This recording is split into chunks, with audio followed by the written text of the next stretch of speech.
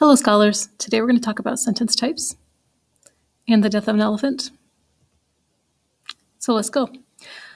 I'm going to read to you a modified excerpt from the essay Shooting an Elephant by George Orwell, which was published in 1936 and written about his time in Burma. Listen and see if you can figure out what I did. I pulled the trigger. I did not hear the bang or feel the kick. I heard the devilish roar of glee. The roar went up from the crowd. The bullet got there in a short time. A mysterious, terrible change came over the elephant. He neither stirred nor fell. Every line of his body had altered. He looked suddenly stricken. The frightful impact of the bullet had paralyzed him. The bullet hadn't knocked him down. A long time passed. It might have been 5 seconds. He sank flabbily to his knees. His mouth slobbered. An enormous senility seemed to have settled upon him. One could have imagined him thousands of years old. I fired again into the same spot. At the second shot, he did not collapse. He climbed to his feet. He stood weakly upright. His legs sagged. His head drooped. I fired a third time. That was the shot. The shot did for him. You could see the agony of it. It jolted his whole body. It knocked the last remnant of strength from his legs. But in falling, he seemed for a moment to rise. His hind legs collapsed beneath him. He seemed to tower upward. He was like a huge rock toppling. His trunk reached skyward like a tree. He trumpeted. It was the first and only time. And then down he came. His belly was towards me. There was a crash. It seemed to shake the ground. I lay on the ground. That was a pretty dramatic passage. What did you notice, though, about the language, bearing in mind that I altered it? I imagine that what you noted was that it was made of a bunch of sentences that seemed very similar. They seemed similar in length, and although I wouldn't expect you to hear this, they were similar in structure as well. And that made the writing have a sort of unpleasant rhythm. Now, when we talk about the rhythm and flow of a language, the term we use for that is sentence fluency. We want our writing to sound nice, especially when it's read out loud. And to do that, we need sentences with a nice variety of lengths, short, medium, long, and sentences with a nice variety of structures. Now, last week I had you watch that terrific video on sentence length, the variety there, and how there might be reasons for including short sentences for every now and then a nice long one. Okay, and of course, medium being usually your bread and butter of sentences, right? Today, I want to go into structure, sentence structure, and we're going to look at the basic types of sentences in English. These basic types can be used to create sentences of infinite complexity and beauty. Now, another thing about these basic sentence types, though, is this is going to be a chance for us to just do a little bit more of a review with clauses. Clauses really matter. They're the basic building blocks out of which we make our sentences, first of all. And second of all, when we talk about punctuation rules, they usually involve marking boundaries between sentence parts, and understanding clauses helps a lot with getting punctuation right and understanding consciously how to apply punctuation rules. Okay, so let's review clauses. We know that a clause is a group of words with a subject and a verb. And we know that there are independent clauses, which can stand alone as a sentence, and dependent clauses, which can't stand alone as a sentence. So we can think of sentences as, if we want to think of them like a train, right? Somewhere in that train, there needs to be the engine. That's your independent clause. And then attached to that, in whatever order makes sense, there could be dependent clauses, prepositional phrases. There could be a host of other things as well. Absolutes, modifying phrases. Well, clauses could be modifiers too, but at any rate, there's got to be that independent clause in there somewhere. Now, remember, with just reviewing terms, dependent clauses typically, but not always, start with subordinating conjunctions, or I should say frequently. Okay, and if you want to think of those as being the swabby words, since, when, while, though, after, because, before, if, swabby could help you remember that. All right, so remember that subordinating conjunctions join two clauses, but they say one of these is not equal, one of them is less important, and the less important one is the dependent clause. Okay, now let's look at our sentence types.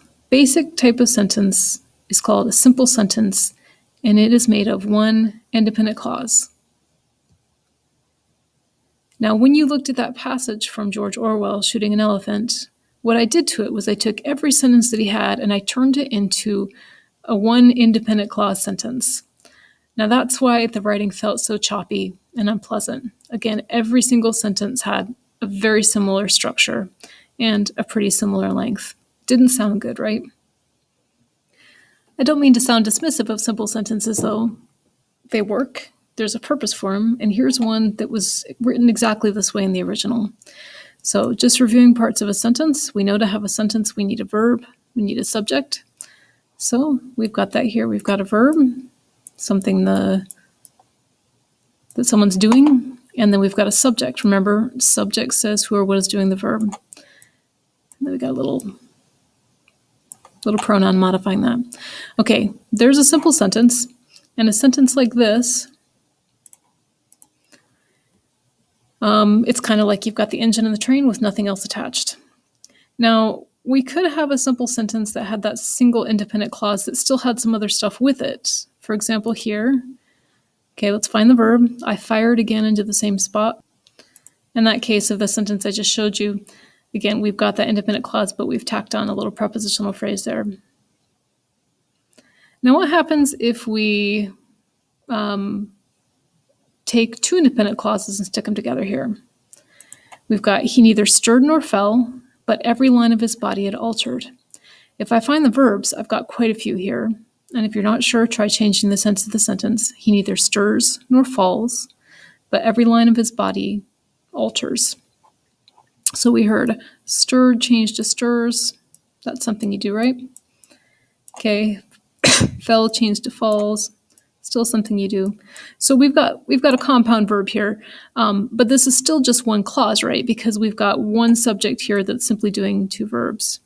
Okay, so this bit right here, we've got a subject, we've got that little compound verb, but again, that's just one clause, and that's an independent clause. I could put a period right here, and it would work just fine on its own as a sentence. He neither stirred nor fell. Then look at this half of the sentence.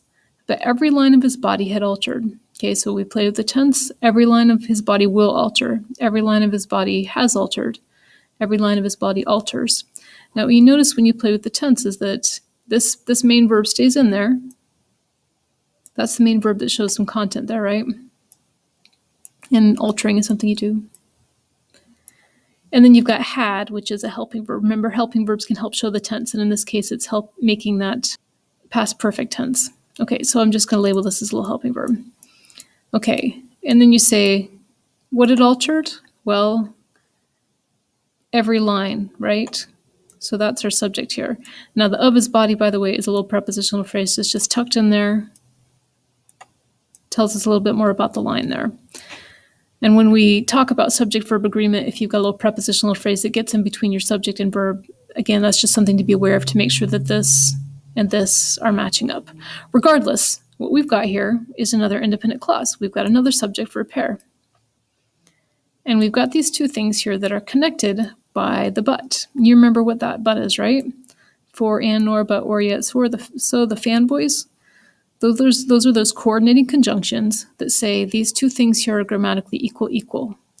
Okay, so when we talk about a compound sentence, what we mean is we've got two independent clauses, and typically they're connected by a coordinated conjunction.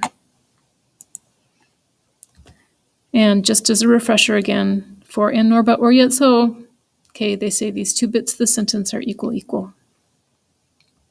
Two basic sentence types: simple, one independent clause; compound, typically follows this pattern: an independent clause, comma and, comma or, comma but, okay, independent clause.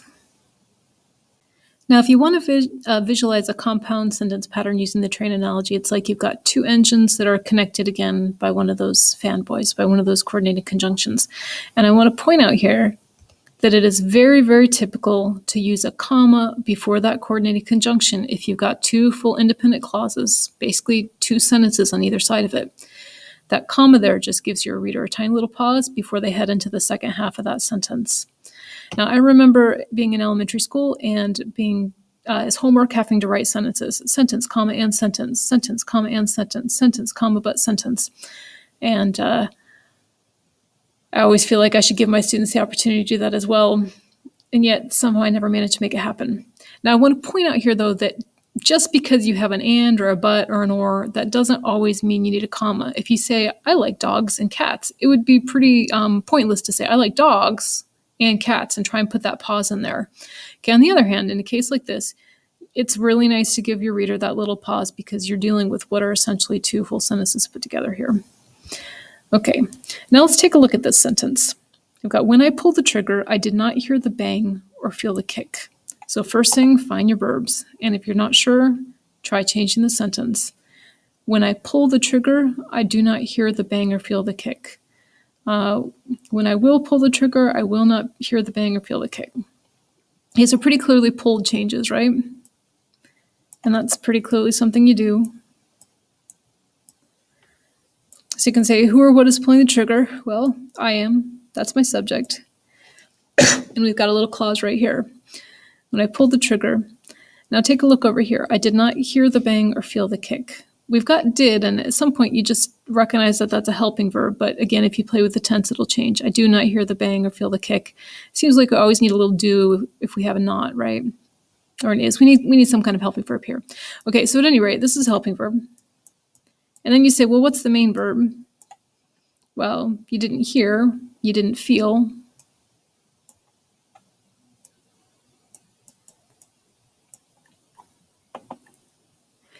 And this feel can sometimes be a linking verb, but to me, this seems like something you're doing here. Okay. Now take a look at the structure here. Sorry, then let's look at the subject. Okay. Who did not hear the bang or feel the kick? Who or what is doing these verbs? Well, I am. So, looks to me like we've got a clause here. And then we've got another clause here. And we could label these two clauses. If I were to cross this one out, I did not hear the bang or feel the kick. That could be its own sentence. Well, that's an independent clause. Now, if I look over here, when I pull the trigger, again, that subordinated conjunction, that when there, gives a sort of sense of grammatical incompleteness if this is just taken on its own. It's got to be hooked onto that, right, for it to function properly as a sentence. So we've got a little dependent clause here. Okay, so here's a case where we've got one independent clause, we've got one dependent clause. And if we were to make it like a train, the way they're arranged is like this. Of course, we could just as easily pull that dependent clause to the tail end and it would work just fine as well.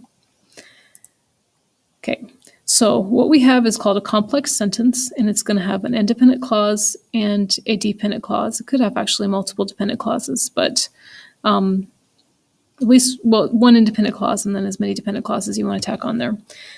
Okay, and we could have those clauses arranged in some different patterns. For example, we could say dependent clause, comma, independent clause.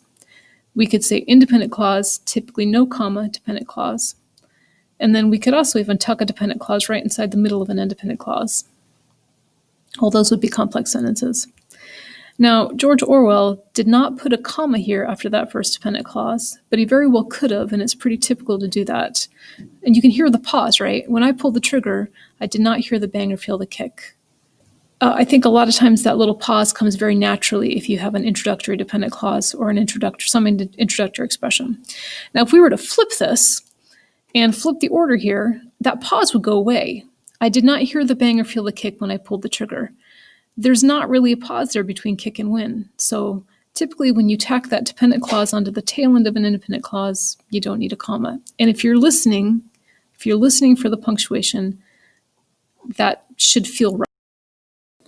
Several years ago, I took an independent study course on Shakespeare, and the professor wrote in the course materials that we were going to learn to write like Shakespeare, which didn't make sense because we weren't. But he also wrote something that, when I thought about it, was very profound. He said, make sure you put your less important ideas in dependent clauses and your main ideas in independent clauses. So let's say you're writing an essay and you are trying to give a little context for a quote here. Well, the main important thing is the quote itself. That context is less important. Well, to get that greater sentence fluency, perhaps what you do is take that little first bit of context there and you'll put that into a dependent clause. So instead of saying, John accuses Elizabeth of judging him, Elizabeth replies, blah, blah, blah. Again, you could use perhaps say when or an after, one of those subordinating conjunctions on the beginning of that first clause there, and then hook it onto your main sentence. And you might end up with something like this. When John accuses Elizabeth of judging him, Elizabeth replies, I do not judge you. The magistrate sits in your heart that judges you.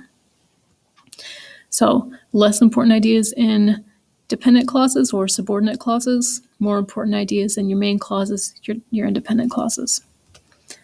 All right, now one more sentence type here, the complex compound. And I'm sure you can Guess what this is based on the name alone.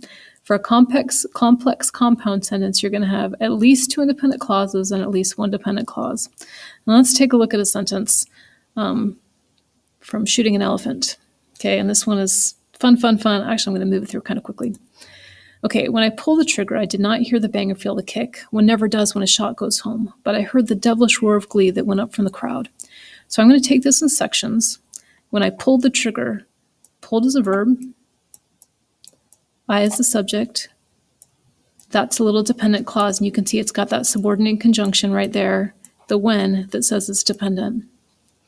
I did not hear the bang or feel the kick. So we've got the helping verb. We've got 2 action verbs. And we've got our subject right here. And then, of course, we've got direct object, but for the sake of time, we'll avoid labeling those. And then right here, I've got a little dash here and a dash here. I've got paired dashes.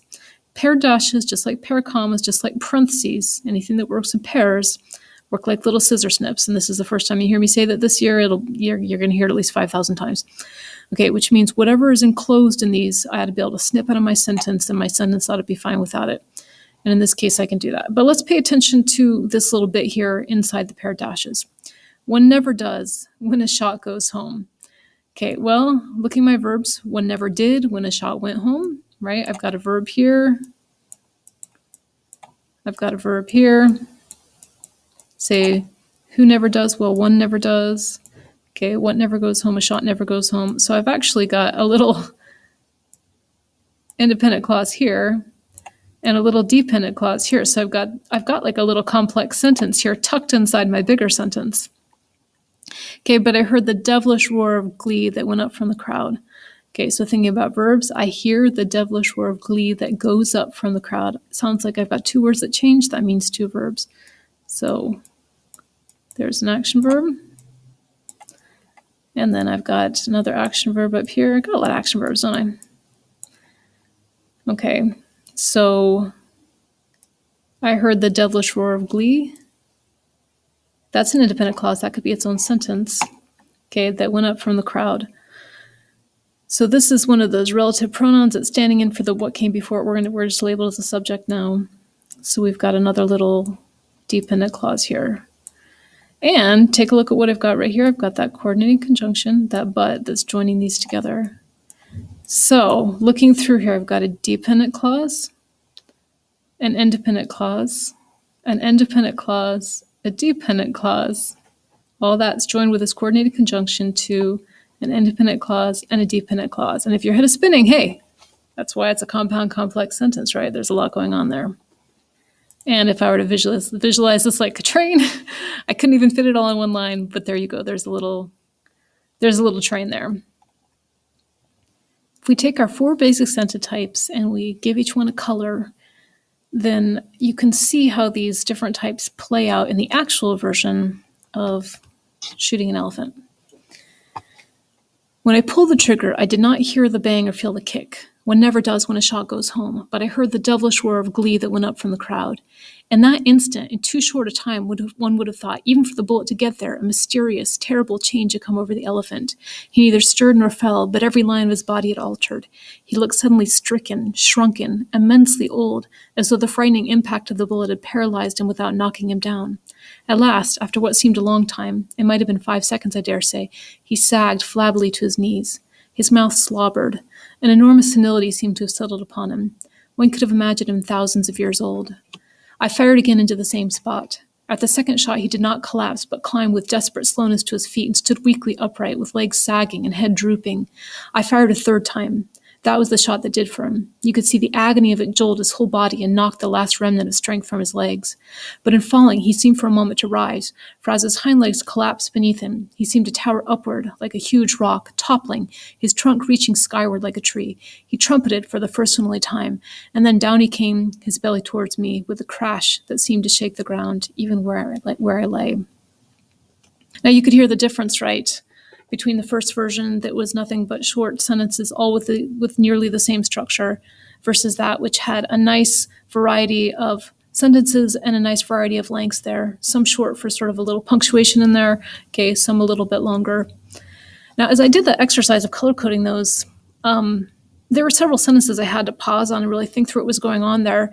And there was at least one that I wasn't quite sure how I should actually label it.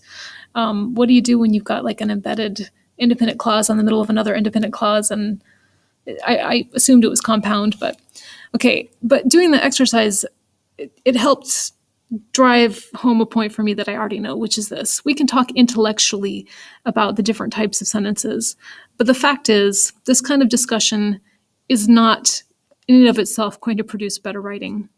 So how do you learn to write a nice variety of sentences? Well, the biggest thing is you need to read stuff written by people who know how to write, and that gets those rhythms in your head and those patterns in your head.